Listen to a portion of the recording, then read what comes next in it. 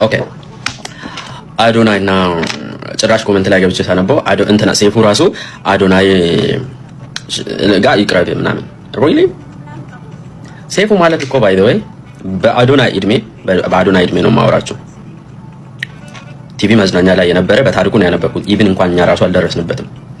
ከዛን ስንት ሱስ ውስጥ የነበረ ከዛ ደግሞ ወጥቶ ትልቅ ቦታ ደርሶ ላይክ እንደ ሀገር ለዛች ሀገር ባለውለታ ነው ሴፉ። የእውነት ባለውለታ ነው። ሁለተኛ ኢቭን እንኳን እነዚህ በቃ በሜን ሚዲያ ፌመስ የተባሉት ሰዎች ትዳራቸውን እንኳን ማናጅ ያላደረጉ ብዙዎች አሉ። ሴፉ እስከዛሬ ድረስ ትዳሩን ማናጅ አድርጎ ሚዲያውን ማናጅ አድርጎ በጣም ብዙ ሰው ረድቶበት ሚዲያውን ያቆየ መልካም ኢትዮጵያዊ ወንድማችን ነው።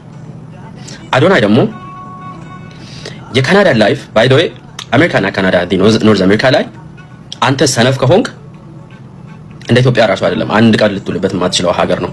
በጣም ጠንካራና ጎበዝ ከሆንክ ደግሞ ኢሚዲየትሊ የምትለወጥበት ሀገር ነው። ሀገሩን ሲስተሙን እንኳን መቋቋም አቅቶ ስለ መጥፎ ነገር ስለ ብልታችንን ሲያስተምር የነበረ ከዛን አሁን ወደ ኢትዮጵያ የተመለሰ ሰው ነው። ከዛን ይሁን በአቅሙ ሁላችንም ስንሰድበው የነበረው ልጅ በ6 ወር ውስጥ ተለውጦ ጥሩ ነገር ደግሞ ሲያደርግ እያደነቅን ያለ ነው ልጅ ወንድማችን ነው። መልካም ነገር ሰርቷል በዚች በ6 ወር ውስጥ አንክድም።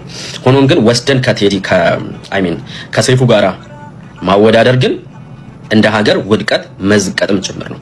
ምክንያቱም እሱ ራሱ ደድቡ እሱ ራሱ ደንዙ በቃ ድንጋይ ሆኖ ያለንን የሆንን እየመሰለኝ ነው። አሁን አዶናይ ቦታ አለው። ኢቭን አዶናይ ከዩቲ ጋር እንኳን መወዳደር የማይችል ልጅ ነው። አይደለም ከሴፉ ጋር ጭራሽ አሁን ከሴፉ ጋር የወሰዳችሁት ልጆች ማለት ነው። ሴፉ ዘረኛ ነው ምናምን፣ ሴፉ በፍጹም ዘረኛ ሊሆን የማይችል ልጅ ነው። ሆኖ ማውቅ ምክንያቱም ቴዲ የመጣው ከሀረር ሲሆን ምስቱ ደግሞ ከጅማ ነች። ሰው እንዴት ሆኖ ነው ዘረኛ ሊሆን የሚችለው? እንደዛ ትግሬ ሊጠላ የሚችለው? ሲጀመር ብሔሩንም የሚያውቅ ሰው ራሱ የለም። እና አንዳንዴ እንደ ሀገር ሊከበሩ የሚገቡትን ሰዎች ትላልቅ አርቲስቶችን የሀገር ባለውለታዎችን ወስደን ከቲክታከር ከወጠጤ እንዲያድርጉ ምን ምቱ ይሄ የሚመታውን ብሎ ከሚያስተምር ጋራ ነው። ከዩቲ ጋር እንኳን እኮ ዩቲ በስራ ትበልጠዋለች፣ በአክቲንግ ትበልጠዋለች፣ እንደ አፍሪካ እንኳን ታጭታለች ነው ያለው።